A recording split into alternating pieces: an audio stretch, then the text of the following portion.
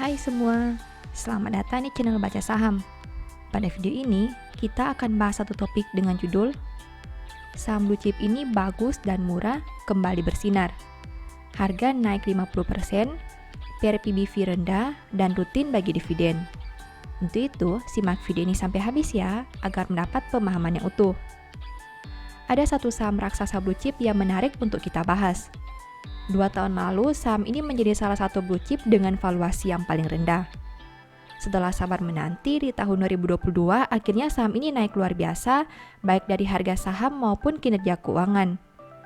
Bahkan selama 6 bulan terakhir, harganya sudah naik hingga 50%, dan perusahaan berhasil mencetak kenaikan laba 232% selama tahun 2021. Uniknya, meski harga saham sudah naik 50%, valuasinya masih tetap yang paling rendah dibandingkan kompetitor di level yang sama. Nah, karena laporan terbarunya sudah terbit, Mimin mau bahas kinerja triwulan 4 2021 saham ini. Tentu saja akan ada kesimpulan di akhir video dari aspek yang dibahas. Untuk itu, nonton sampai selesai ya. Namun seperti biasa, pembahasan ini bersifat edukasi dan bukan rekomendasi. Kamu bisa saja rugi jika beli saham ini. Untuk itu, selalu berhati-hati sebelum membeli saham. Disclaimer on ya. Pertama, aset. BNI punya aset 964 triliun di tahun 2021. Sedangkan di tahun 2020, asetnya berjumlah 891 triliun. Artinya aset perusahaan naik 73 triliun atau 8,19% dalam 1 tahun. Sekarang mari kita bahas lebih detail. Dari total aset 964 triliun, perusahaan punya pinjaman yang diberikan sebanyak 532 triliun. Artinya 55,19% aset perusahaan berada dalam bentuk ini. Jika dibanding tahun sebelumnya, pos ini turun 9 triliun atau 1,66%. Selain pinjaman yang diberikan, ada juga obligasi pemerintah. Dari total aset 964 triliun, perusahaan punya obligasi pemerintah sebanyak 111 triliun. Artinya, komponen ini punya porsi kedua terbesar dalam aset perusahaan. Jika dibanding tahun sebelumnya, pos ini naik 21 triliun atau 23,33%. Kedua, liabilitas. BNI punya liabilitas 838 triliun sampai triwulan 4 2021. Sedangkan di tahun 2020, liabilitasnya berjumlah 746 triliun. Artinya, hutang perusahaan naik 92 triliun atau 12,33% dalam 1 tahun terakhir. Nah, dari total liabilitas 838 triliun, perusahaan punya simpanan nasabah sebanyak 729 triliun. Artinya, 86,99% hutang perusahaan berada dalam bentuk ini. Jika dibanding tahun sebelumnya, pos ini naik 82 triliun atau 12,67%. Selain simpanan nasabah, ada juga pinjaman yang diterima. Dari total liabilitas 838 triliun, perusahaan punya pinjaman yang diterima sebanyak 32 triliun. Artinya, komponen ini punya porsi kedua terbesar di dalam liabilitas perusahaan. Jika dibanding tahun sebelumnya, pos ini turun 12 triliun atau 27,27%. Ketiga, ekuitas. BNI punya ekuitas 123 triliun sampai triwulan 4 2021. Jika dibanding tahun sebelumnya dengan angka 110 triliun, berarti ekuitas perusahaan naik 13 triliun atau 11,82%. Dari total ekuitas 123 triliun, perusahaan punya total saldo laba sebanyak 78 triliun. Artinya 63,41% ekuitas perusahaan berada dalam bentuk ini. Jika dibanding tahun sebelumnya, pos ini naik 12 triliun atau 18,18%. Keempat, pendapatan.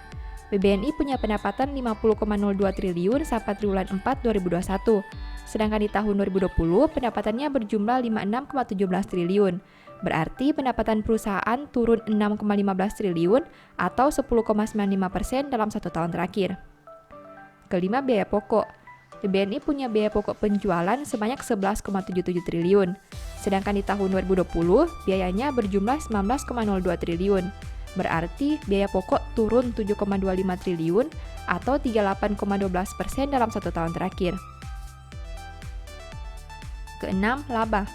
BNI mampu menghasilkan laba sebanyak 10,89 triliun. Jika dibanding tahun sebelumnya di angka 3,28 triliun, berarti laba perusahaan naik 7,61 triliun atau 232,01% dalam 1 tahun terakhir. Ketujuh, rasio keuangan.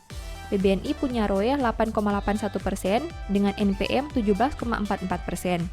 Sedangkan untuk sisi resiko, saham ini punya DER 677,49%. Rasio keuangan BBNI terbilang cukup baik dengan ROE dan NPM yang berada di atas rata-rata.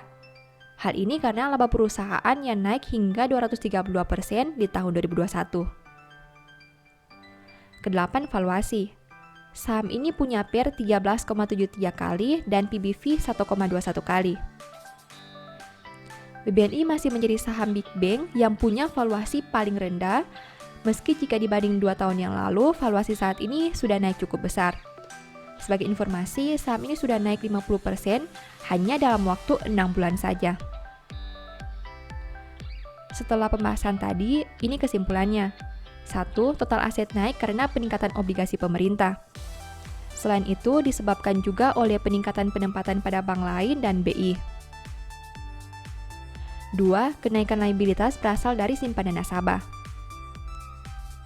3. Ekuitas naik karena saldo laba yang bertambah. 4.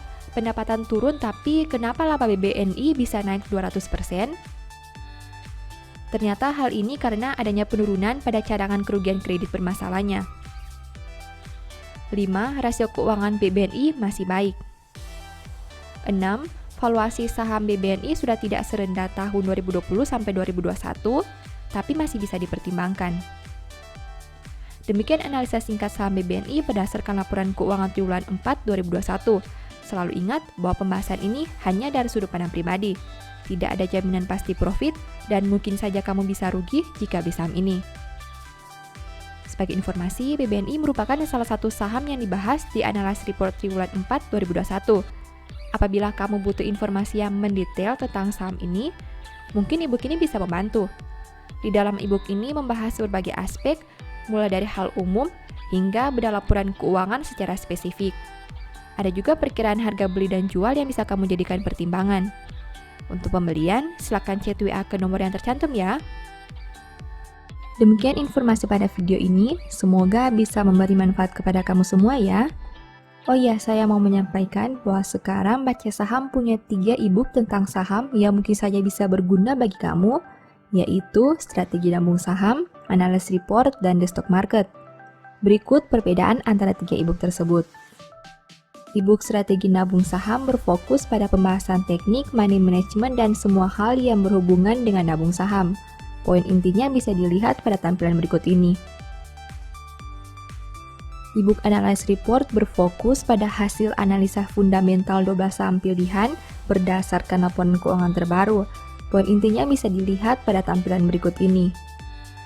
E-book The Stock Market berfokus pada panduan bagaimana menganalisa fundamental suatu perusahaan dan money management yang baik. Poin intinya bisa dilihat pada tampilan berikut ini. Apabila kamu tertarik membeli salah satu dari 3 e-book tadi, silakan chat WA ke nomor yang tertera di layar ya.